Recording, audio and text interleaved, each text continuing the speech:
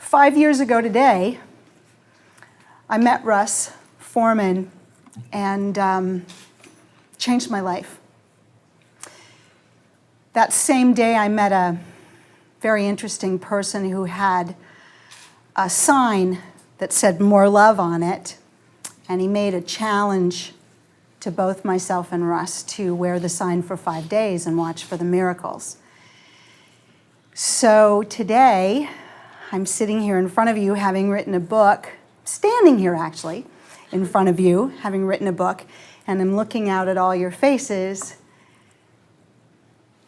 and I'm thinking about how prophetic this fellow was when he said to watch for the miracles. This is miraculous. So the miracles just keep coming.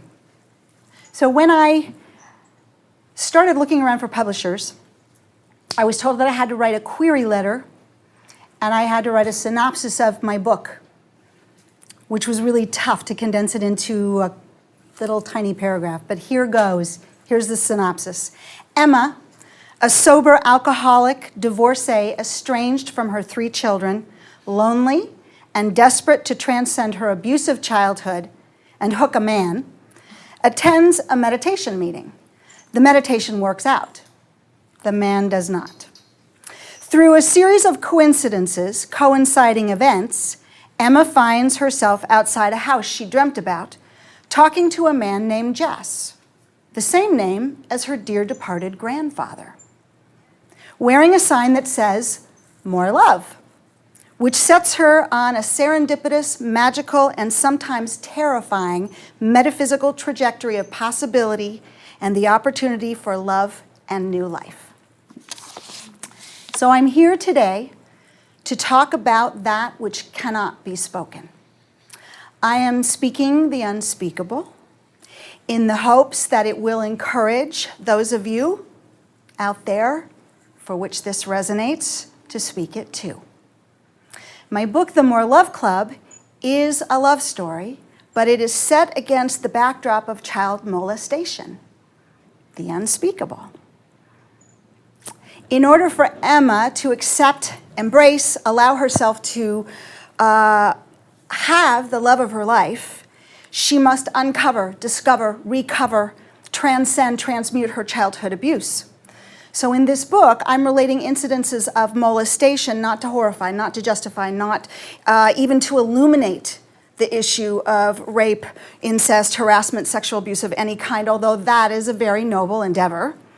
But I am writing in the hopes that the reader who is seeking to identify may find solace to realize that you are not alone. And that in some small way, in hearing my story, you will feel the power of knowing. And this is, by the way, regardless of if you've been sexually abused, I'm talking about any kind of pain. If you have lived life, if you have traversed through time, you have had some kind of eventuality in your life. And I want you to know that these principles work.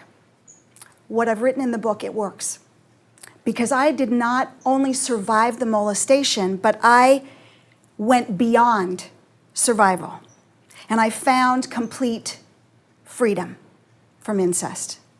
Complete freedom from what might have been the total destruction of my childhood, of my life. For what anybody else might have thought of as a waking nightmare, this became for me a strength.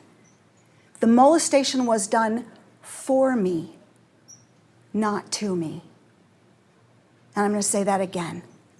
The molestation was done for me, not to me. I am not talking about a truth, I'm talking about a choice. The inevitable struggle that was created by what I went through also helped me to form the muscular structure, the persistence of which became not only my strength, which allowed me to survive and thrive, but to identify a hero-ness that I might establish and use in my life. And basically, in this culture, who does this? In this cultural all, this cultural world, who looks at the possibility of and not the pain?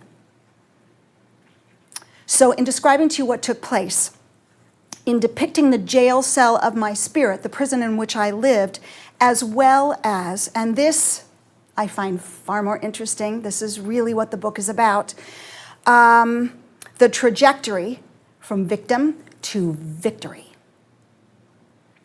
I'm hoping we can begin a journey together. Maybe we can walk this road as one, no longer H-O-L-E, but W-H-O-L-E. And again, I want to say that this applies to anyone. You don't have to be out there having been sexually abused for these principles to work. If you are going to go beyond the mind, beyond the fear of, beyond the lie of the mind, the pain, and abandon yourself, surrender yourself to the love and the joyful rebirth of sexuality and the life that awaits each one of us. That is my hope for all of you. So I'm going to read an excerpt. Before I do that, I want to just mention a few things about the book. One is that there are 3 different tenses in the book. There's deep past, which is past. There is past tense, which is what most books are written in. This book is written in that, he said, she said. And then there is also present tense.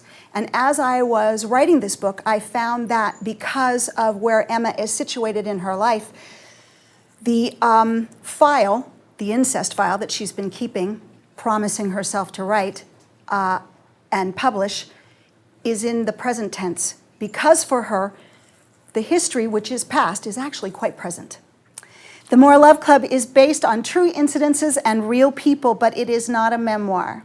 It is a true life novel, a novelized recreation. Events have been modified. Some characters are a compilation of several personalities, and other characters in the storyline have been purposefully created to illuminate plot progression. I won't claim my account is true, and I won't claim it entirely fiction. My purpose is not to name names, but to expose the human heart and its inherent ability to transcend. All righty, you guys are going to be the first. The More Love Club. 15 years ago, the flashbacks had started. After Charles, Daddy's retirement party, the psyche inside my trash can head had popped open. Exploding memories, the taste of bourbon from his mustache, the smell of smoke in his hair, leather shoes tapping down the hallway to my bedroom. Self-hatred from 30 years of abuse invaded my body. As visions tumbled out of historical sequence, I'd recorded them to put my life in some kind of order, explain my circumstances, but I wasn't ready. Not nearly. This afternoon, racing the clock past stacks of paintings, family photos propped against the brown velveteen couch I'd bought with the settlement money, I stubbed my toe on the antique rocking chair. Shit. Second time since the divorce I'd moved. Smaller house, simpler life, hoping for a better me. An overloaded box in hand, I fell against the newly painted living room wall. Struggling with my desk drawer, the cardboard bottom gave way and papers, stubs, organized pages spilled out with a whoosh, like an inexorable ghost. A copy of the letter to Dad, Charles, cresting the air, floating, landed on top of the handwritten legal pad, making my hand shake like it was yesterday. Fucking skeletons. Daddy, I remembered like you. I learned to suppress with alcohol, and because it started when I was a baby, I didn't know any better. Now I do. It was wrong, what happened. I've included my psychologist card. She'll schedule a phone session so we can begin. Please understand, I have a little one, and it has to be safe for him, or I can't visit anymore. I want us to heal, so please say you will. Please call her, Daddy, because despite everything, I still love you. Emma.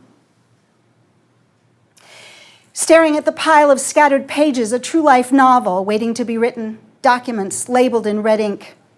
I trembled, sat on the floor, and opened the manila cover as Dibs, my orange tabby, climbed into my lap, curled up, and began to purr. Incest file, October 16, 1992, entry number 6. He treats me like a kid during the day, but we both know. So when he comes into the bedroom with his dress shirt on and a towel wrapped around his waist, I sit on his bed to watch him get ready for his big evening. His tux hangs over the closet door. The bow tie loops over the knob. I jump up to tie it for him, and like the proud wife, pat him on the chest. He reaches for his pants, and the towel slides off his hips. He hastily covers up. You shouldn't be here. I fall back on the bed, throw one leg over the sheets and laugh. Maybe because I'm 13, or maybe because he's having sex with me, I'm trying out the art of sarcasm. Oh, please, like I haven't seen that before. I didn't mean to make him mad, but it's time I spoke up. He's been molesting me since I was 3 months old, and we have a relationship. I'm his girlfriend or something. In one swift motion, he crosses to the bed, pushes me down, and pillow in hand presses it against my face. Don't speak. His voice is raspy. Air hisses through his throat like the noise a snake makes before it strikes. The pillow, taut like hospital linen, slips against my throat, and I choke. Don't you ever, do you hear me? I smell the staleness of him press into me. My eyelids flutter, and I wait. I gasp against the hot pillowcase, inhale the dry musk of goose feather. No air. Everything goes blank, and I'm in a tree. Outside his window, a bird, high on a leafless branch, feeling the winter wind move off the Cascades. I'll kill you. From outside, I look through the window and see my body lifeless on the bed below. It feels odd to be watching as if I'm already dead. He loosens his hold on my neck and light spills in from under the pillow. I see color against the back of my lids, shards of orange melting like creamsicle.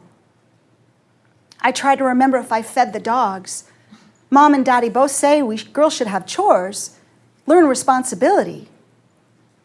Daddy takes the pillow from my face, and I open my eyes. He holds his finger up to warn me, and I bite my lip, willing myself not to cry. I get the point. His cheeks are deep crimson from the exertion of smothering me, and I must have been in shock because somehow he's gotten his pants on. His black patent leather shoes gleam as he walks to the closet. I put my hand to my throat, feel the tenderness. I inhale deeply, shake my head, and watch him adjust his cummerbund.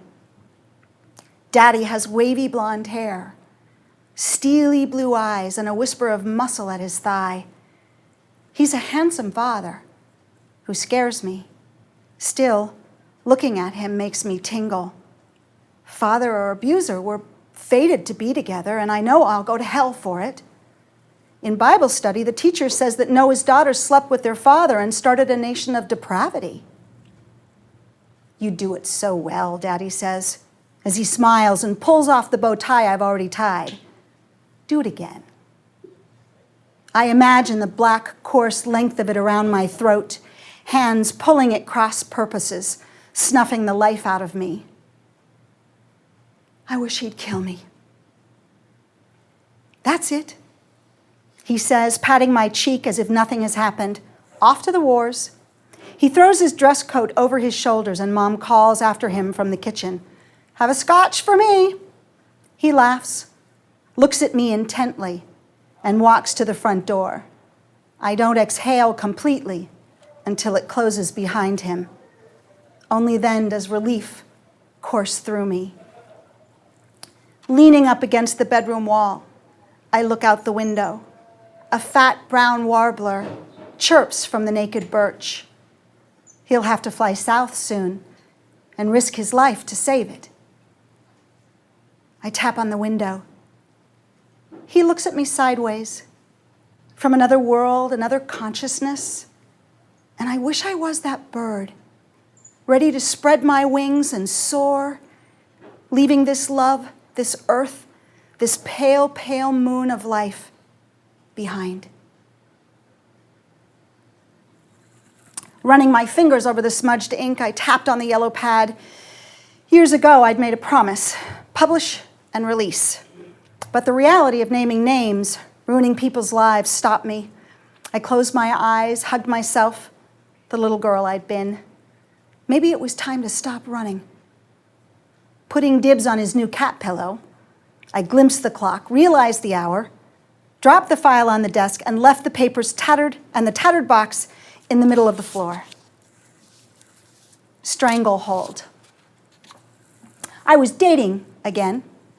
It had been 6 years since the divorce, but at 46, looking for a relationship worth having and trying to attract the one, my antenna was picking up nothing but static. Desperate for romance, certain I was unlovable, and 10 years sober, the bars were out, but not the rooms of AA.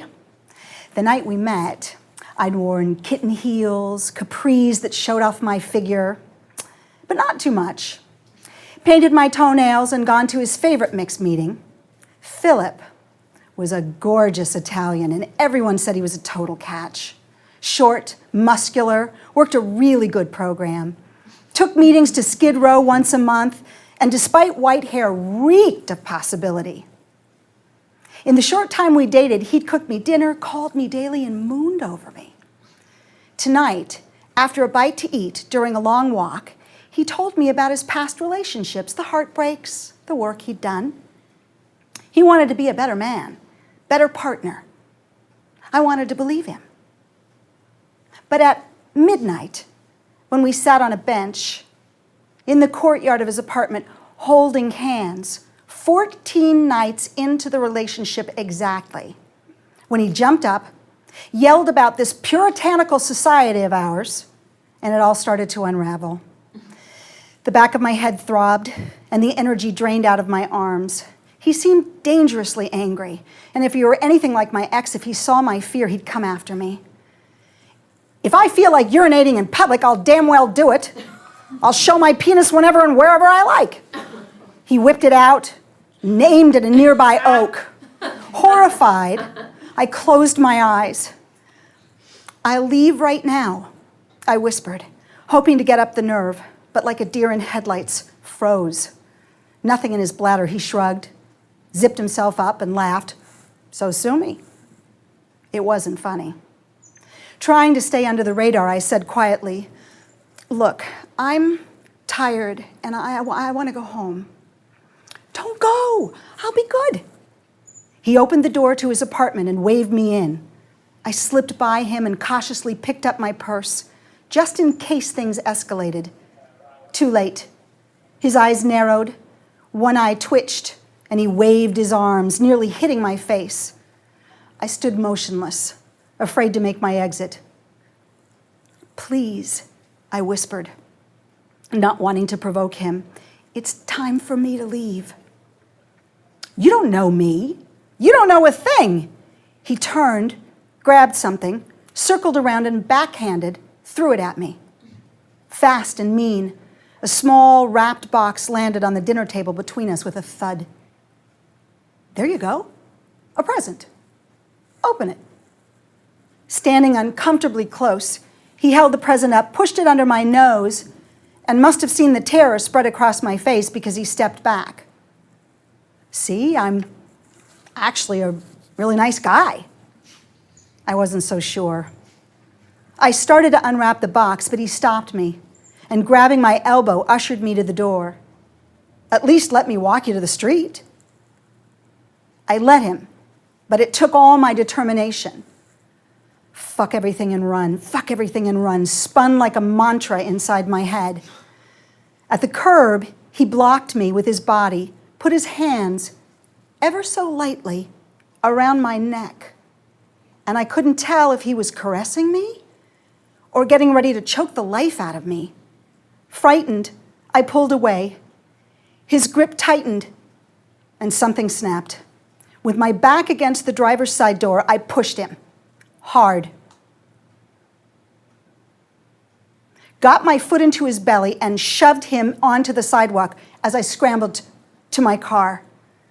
No more sexy older man, just another daddy to get away from. Can we talk in the morning? He looked up at me from the concrete. No, I screamed, jumping into the driver's seat. I locked the doors and, shaking, fired up the ignition.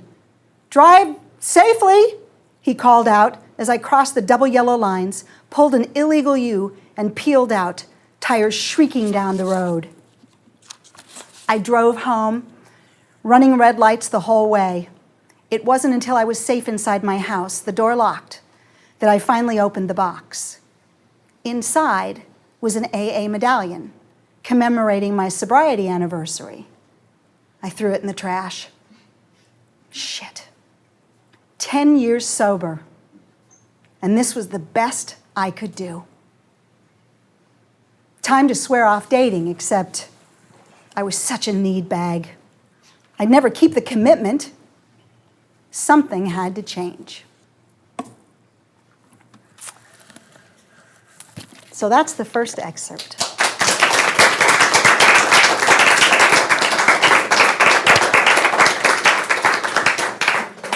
Thank you. You all survived. See, I'm okay. She's okay. Emma lived. She's fine.